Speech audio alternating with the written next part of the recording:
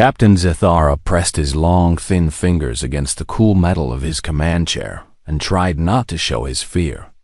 The bridge of the Kelther's Pride was quiet, except for the soft hum of computers and the worried breathing of his crew. Outside the main window, space looked empty and cold. No stars were close enough to give them light or warmth. The research ship had been traveling between star systems when everything went wrong. They were studying old star formations in this forgotten part of the galaxy. It should have been safe work. The Vorthic people were good at science and exploration, but they stayed away from dangerous places. This area was supposed to be empty. Then their main engine exploded. Engineer Keshtel looked up from her control panel. Her silver skin was pale with worry. "Captain, the damage is worse than I thought. The explosion tore through 3 decks. We lost our main power core and both backup systems." Zethara closed his eyes for a moment. Without power, they could not move. They could not call for help across the long distances of space. Worse, their life support systems were failing. The air would run out in maybe 2 days. "What about the emergency systems?" he asked. "Working, but not for long," Keshtel replied. "Maybe enough power for 1 distress beacon."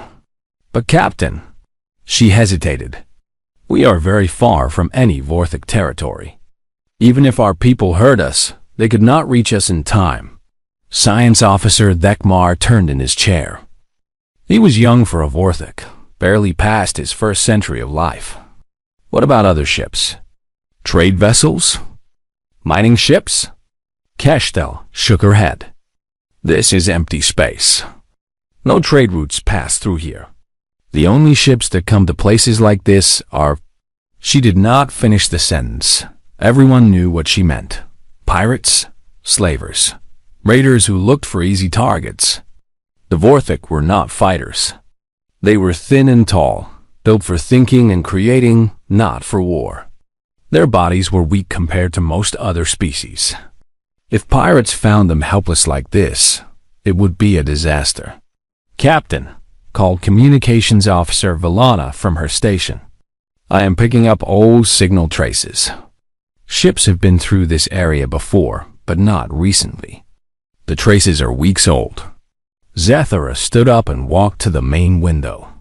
In the distance, he could see the remains of another ship. It was just a dark shape against the stars, but he knew what it meant. Someone else had died out here. Maybe they had sent a distress call too. Maybe pirates had found them. The bridge was getting colder. He could see his breath now. The emergency heaters were not enough to keep them warm. "Sir," Valana said quietly, "what are your orders?" Zethara thought about his crew. 12 good people who had signed up to study stars, not to die in empty space. They had families back home. Children who would never see their parents again. He thought about his own daughter, just starting her career as a scientist. She would wonder what happened to him. But if they sent a distress call, they might attract the wrong kind of attention. Stories traveled fast in this part of the galaxy. Ships that sent emergency signals often disappeared completely. Sometimes they were found later, empty, with signs that the crew had been taken as slaves. The Vorthic were considered valuable by slavers because they were smart and easy to control. "Captain?" Keshtel asked again. He looked at his crew one more time. They were scared, but they trusted him to make the right choice. The temperature was dropping fast now. Soon they would be too cold to work. After that, the air would start running out. "Valana, prepare the emergency beacon," he said finally. "Send our position and status. Full emergency protocol." "Sir, are you sure?" "If pirates hear us. If we do nothing, we die for certain," Zethara said.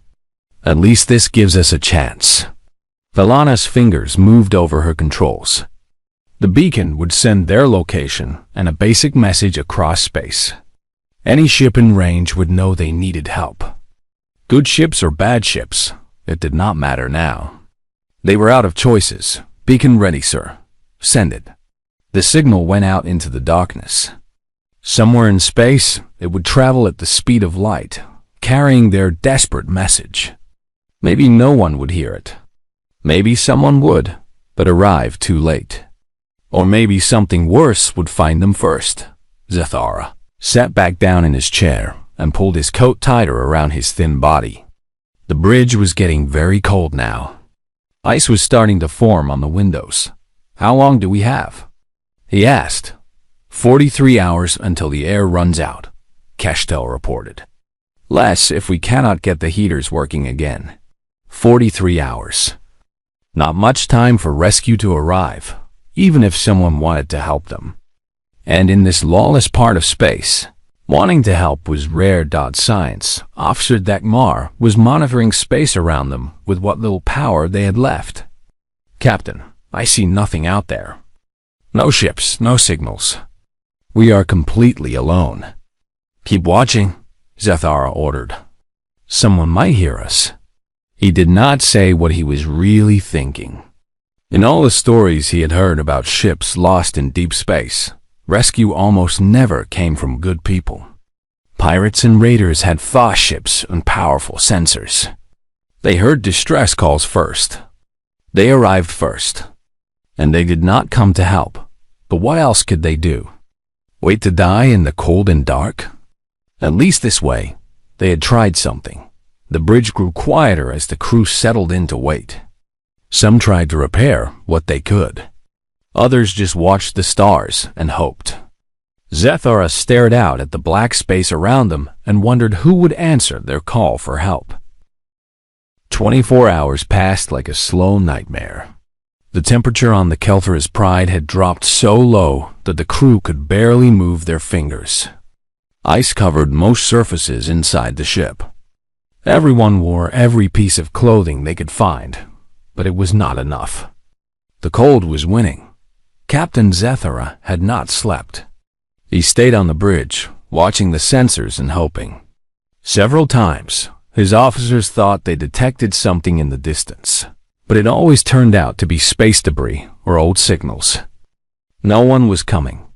18 hours of air left, Engineer Cashtel reported.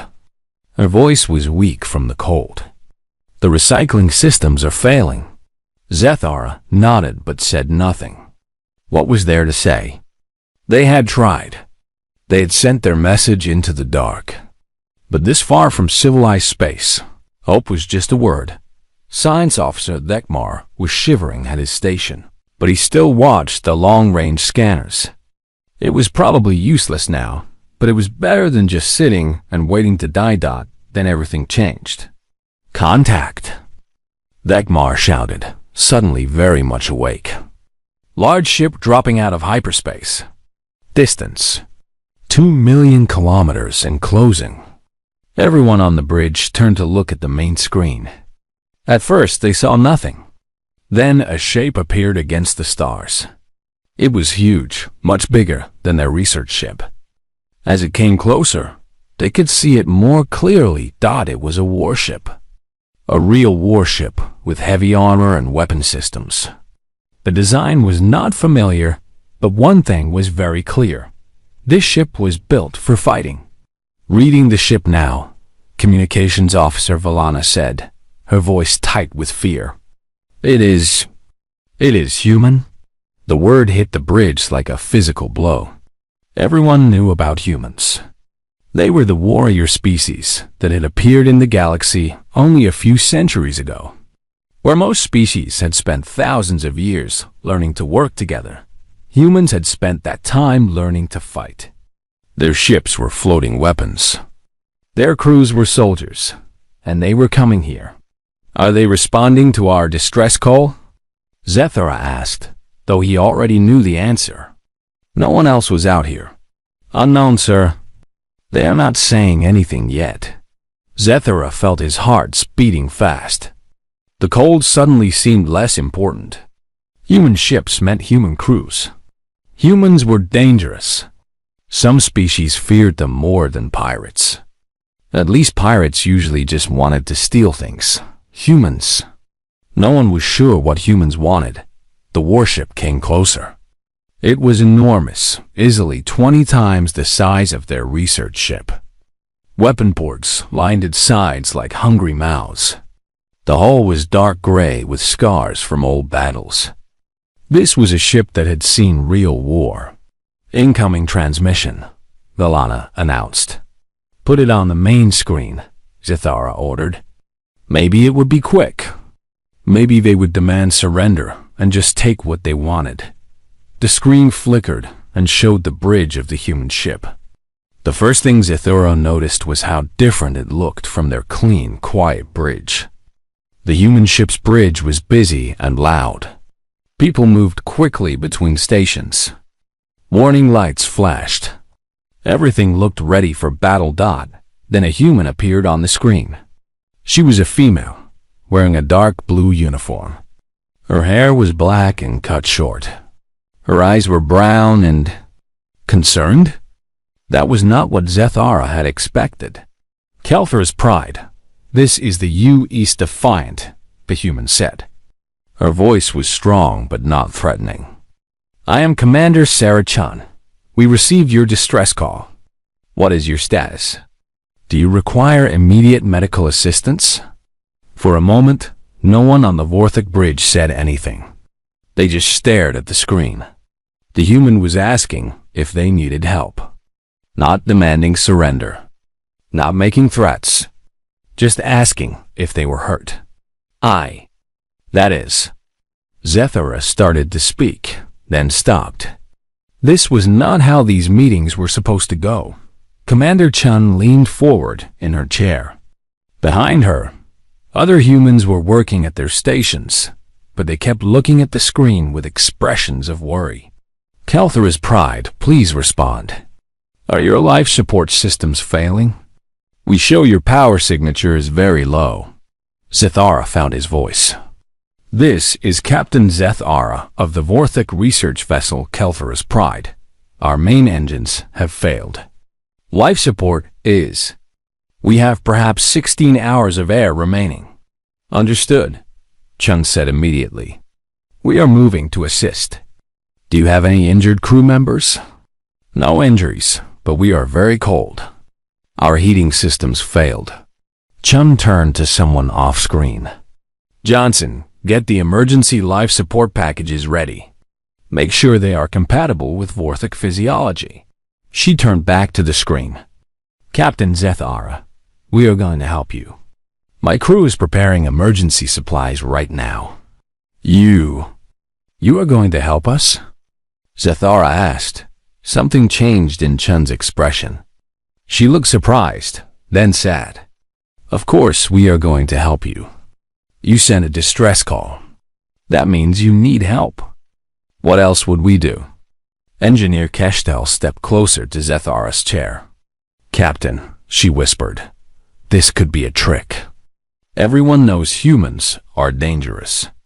Chun must have heard her because she spoke again. "I understand your concern. You do not know us, and our reputation in this part of space is probably not good. But we are not here to harm you. We are here because you asked for help, and we can give it." On the screen, other humans moved around the bridge with quick efficiency. Zathara could hear them talking to each other, but their voices sounded normal. They sounded like people working to solve a problem, not soldiers planning an attack. "Commander Chun," Zathara said carefully, "what do you want in return for this help?" Chun looked confused. "Want in return?" "Nothing. You need help. We can provide it. That is enough. But we have nothing to offer you. No trade goods, no technology you do not already have. We are just scientists, so..." Chun shrugged. "You are people. You are in danger. We can help keep you alive. Why would we need more reason than that?" Valana was monitoring the human ship's movements. "Captain, they are moving closer, but they have not powered their weapons. Their shields are down. They are approaching in what looks like a rescue configuration." Chun spoke to her crew again. "Rodriguez, how long until we can establish a physical connection with their ship?" "30 minutes, Commander," came a voice from off-screen. "Good. Get the engineering teams ready. I want emergency power flowing to their ship as soon as possible." Chun looked back at the Vorthik crew. "Captain Zethara, we are going to attach our ship to yours and share our power systems. This will give you heat and air while my engineers work on fixing your damage. You would do this for strangers?" "You are not strangers anymore," Chun said simply. "You are people who need help. And helping people is what we do." The next few hours changed everything Zethara thought he knew about humans. The crew of the U.S. Defiant worked like they had been helping Vorthik ships their whole lives. They connected power cables between the two ships, and suddenly the Kelthor's Pride had light and heat again. They shared their air recycling system so the Vorthik crew could breathe safely. But more than that, they were kind dot when engineer Keshtel went aboard the human ship to help with repairs. She expected to find soldiers with weapons and hard faces. Instead, she found a team of engineers who offered her hot food and asked about her family back home. When she mentioned that she had never seen human technology before, they spent an hour showing her around and explaining how their systems worked. "Your fusion reactors are amazing," she told the human chief engineer, a man named Johnson. "So much more powerful than ours, but also safer." Johnson smiled. "Want to see how we built them? We always like sharing ideas with other engineers." Keshtel was amazed. These humans were treating her like a colleague, not a prisoner or even just a rescued person. They were treating her like a friend. On the bridge, Captain Zethara watched Commander Chun coordinate the repair work. She moved between stations on her ship, checking on progress, making decisions, and somehow finding time to ask about his crew's needs. "How are your people feeling?" she asked during one of their conversations. "Are they warm enough? Do they need medical attention?" "They are well," Zethara replied. "Your people have been very generous." "This is normal for us," Chun said. "When someone needs help, you help them. It is not complicated." But it was complicated, at least for Zethara. His people had heard stories about humans for years. They were supposed to be violent and unpredictable. They were supposed to care only about fighting and conquest. Yet here they were, going out of their way to help a ship full of strangers who had nothing to offer in return. "Commander," Zethara said, "may I ask why your ship is in this area?" "This is far from human space. Patrol mission," Chun explained. "We check these outer regions for signs of trouble. Pirates, illegal mining operations, that kind of thing. We were heading back to base when we heard your distress call." "And you came here instead?" Chun looked at him like he had asked a very strange question. "Of course we came here. Someone needed help." That was when the alarm started. The sound was loud and sharp, filling both ships. On the human bridge, officers quickly moved to their battle stations. Red lights flashed. "Commander." Chen's relaxed expression changed in an instant to something hard and focused. "Report," she ordered. "Long-range sensors detect 3 ships approaching," called out the human sensor officer. "Configuration matches Krek's raiders. Distance, 4 million kilometers and closing fast." Zethara felt his blood turn cold. The Kreks were among the worst pirates in this part of space. They were big and strong and cruel. They did not just steal cargo. They took prisoners to sell as slaves. And they did not care if their prisoners were hurt or killed in the process. "How long until they reach us?" Chun asked. "At their current speed, 90 minutes. Chun turned to Zethara. "Captain, what is the status of your engines?" Keshtel's voice came over the communication system from the engineering deck. "We need at least 4 more hours to get the engines working again. Maybe 6 hours to be safe." 90 minutes. The raiders would be here in 90 minutes, but the Kelthor's Pride needed 4 hours before it could move. Commander Chun was quiet for a long moment. looking at the tactical display. Zethara could see her thinking, calculating. The human ship could easily outrun the raiders. It was fast and powerful. If they disconnected from the Vorthic ship right now and jumped to hyperspace, they would be safe. But that would mean leaving the Kelther's Pride behind, and everyone aboard it. "Commander," said the human tactical officer, "the Defiant could be away from here in 10 minutes. We could be in hyperspace before the raiders get close. What about the Kelther's Pride? They cannot run. Their engines are still dead. If we leave them..." The officer did not finish, but everyone knew what he meant. If the human ship left, the Vorthic would be helpless when the pirates arrived. Zethara stood up from his chair. "Commander Chun, you must go. Your ship and crew are too valuable to risk for us." "We understand." Chun looked at him with an expression he could not read. "You understand what? You came here to help, and you did help. You gave us heat and air and food. You tried to fix our engines. But now there is danger, and you have your own people to think about." "Captain Zethara," Chun said slowly, "are you asking me to abandon you? I am telling you that we would understand if you did. Your people do not deserve to die for strangers." Chun was quiet for another moment. Then she turned to her crew. "Johnson, how much longer do you need to get their engines working?" 4 hours minimum, Commander." "And the raiders will be here in 90 minutes? 87 minutes now," the sensor officer reported. Chun stood up from her captain's chair. When she spoke, her voice was clear and strong. Every person on both ships could hear her. "All hands, this is the commander.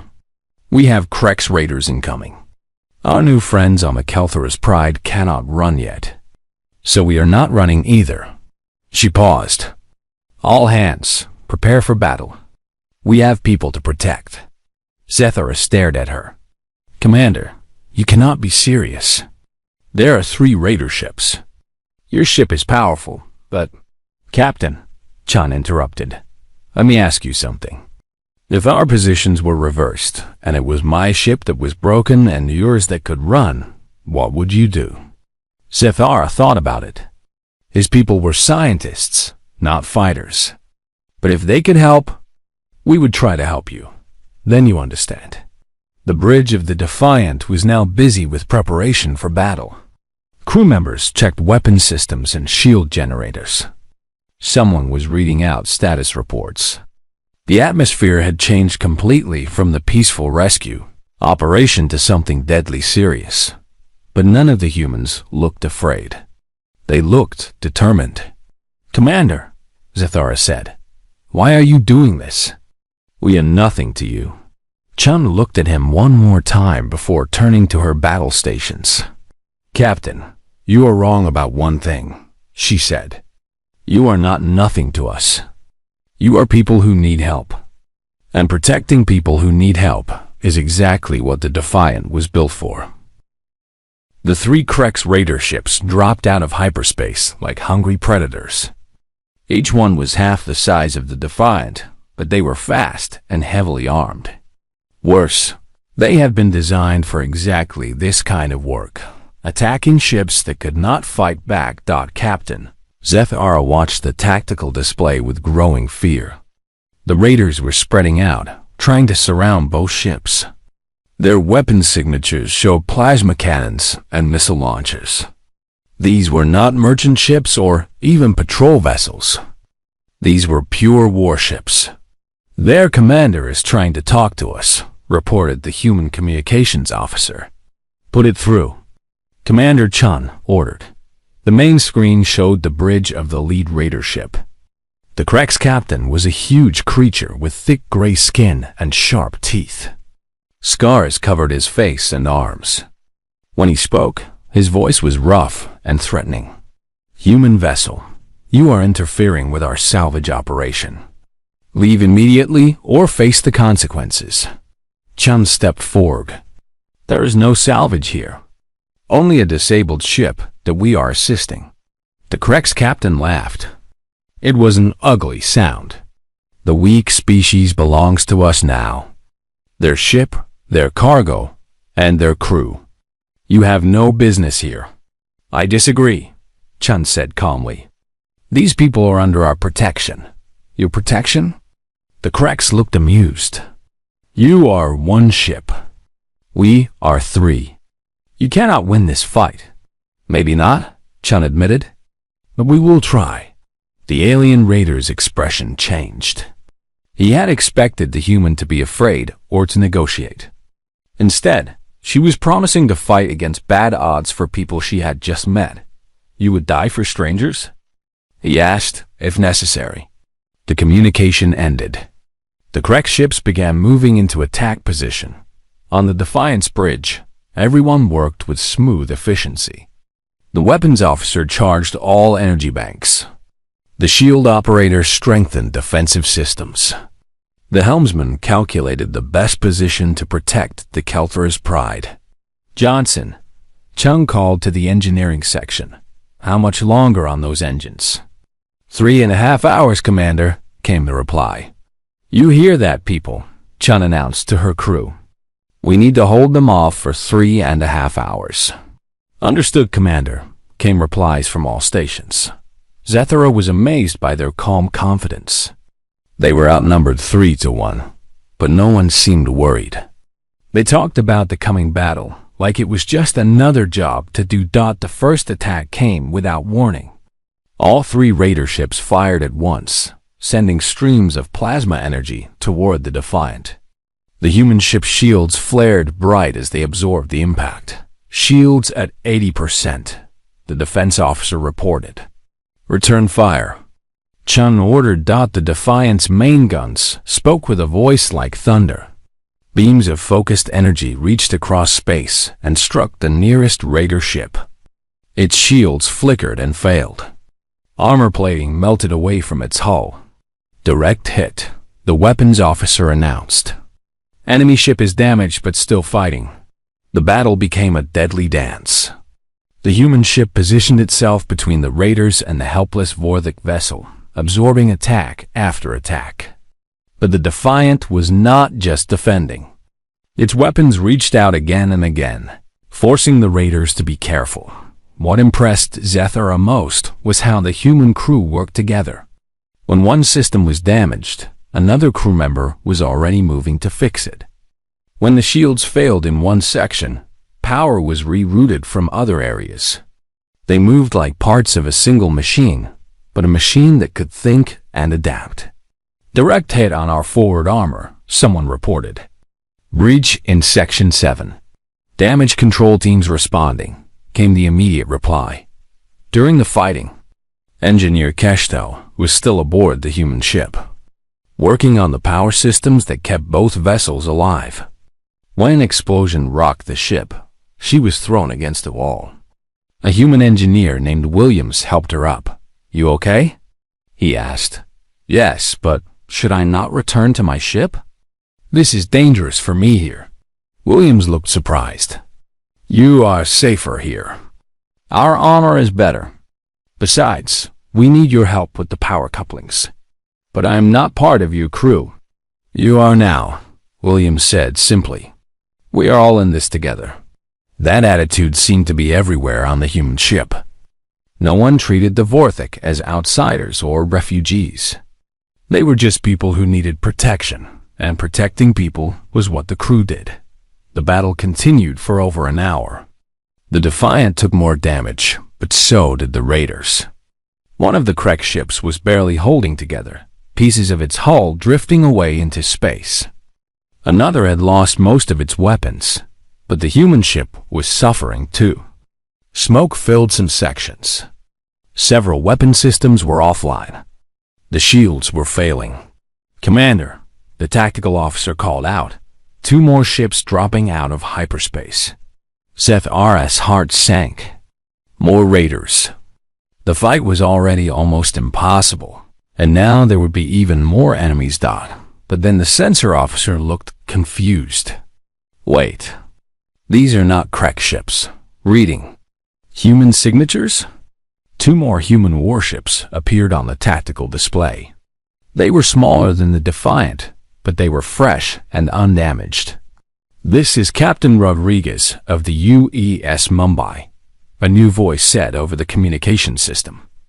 "Commander Chun, we received your situation report. Sorry, we are late." "Better late than never," Chun replied, and Zethara could hear the relief in her voice. The new ships joined the battle immediately. Now the odds were 3 human ships against 3 raiders, but the raiders were already damaged and tired. The fight did not last much longer. One raider ship exploded when its power core was hit. Another lost all power and drifted helplessly. The third tried to run, but was caught and destroyed before it could reach hyperspace. When it was over, the space around them was filled with debris and cooling metal.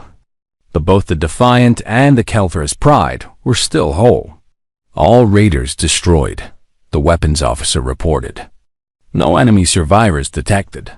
Commander Chun sat back in her chair. "Damage report. Significant damage to forward sections. Several weapons offline. But we are in no immediate danger." "And the Kelthor's Pride?" "Undamaged, Commander. Still working on their engines." Chun smiled for the first time since the battle started. "Good work, everyone." Captain Zethara looked around the human bridge. These people had just risked their lives for strangers. Some of them had been hurt in the fighting.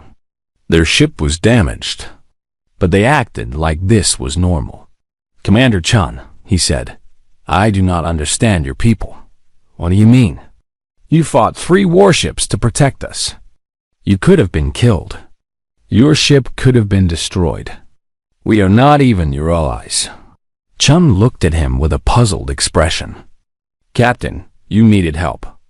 We could provide it. That is all the reason we needed. But the cost?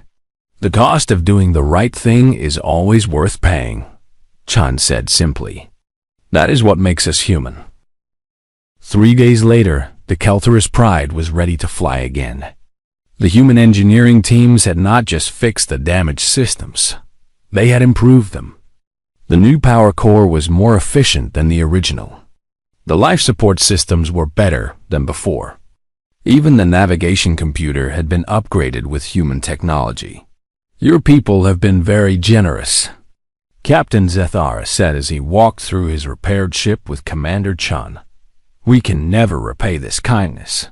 "There is nothing to repay," Chun replied. "You would do the same for us."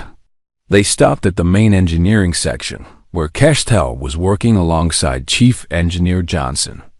The two were deep in conversation about plasma flow regulators, speaking the universal language of people who love to build things. "Your fusion systems are beautiful," Keshtel was saying. "So elegant. We have been thinking about power generation all wrong." Johnson smiled. "Want to see the technical specifications? We can share them with your people." Keshtel looked amazed. "You would give us your technology? Why not? Knowledge should be shared. That is how everyone gets better." Chun and Zethara continued their walk. In the ship's common area, several Vortex scientists were talking with human crew members. They were sharing stories about their homeworlds, their families, their work. Language barriers made some conversations difficult, but somehow they were managing to understand each other. "Commander," Zethara said, "I must tell you something. Before we met your people, we thought we knew about humans. What did you think?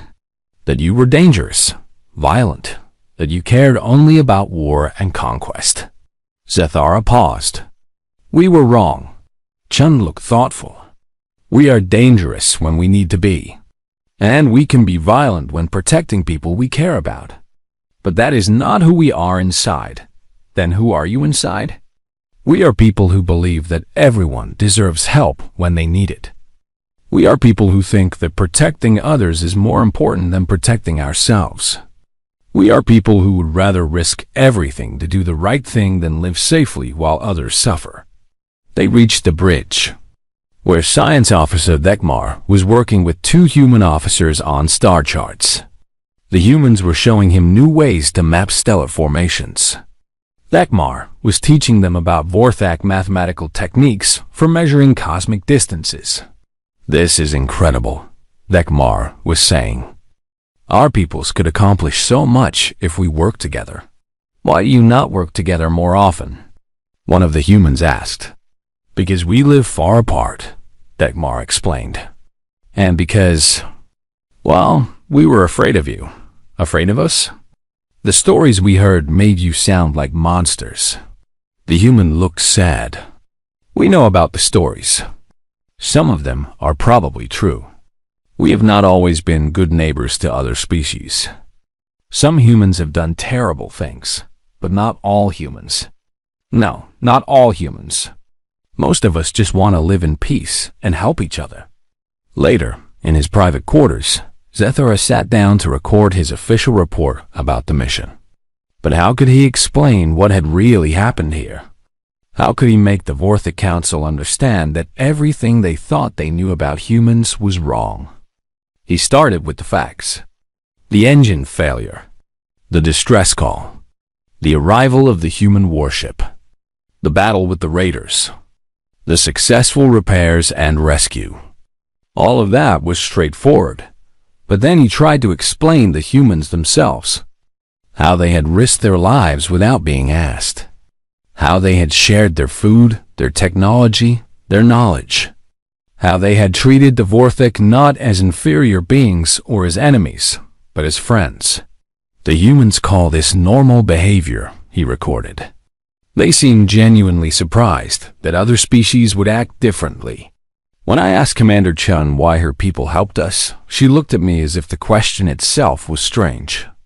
To them, helping people in need is not a choice to be considered. It is simply what you do. He paused the recording and looked out his window at the human ships. The Defiant was still damaged from the battle, but its crew was already making repairs. The other two human vessels, the Mumbai and the Sacramento, had stayed to make sure both the Defiant and the Kelthurus Pride reached safe space. 3 ships, 3 crews.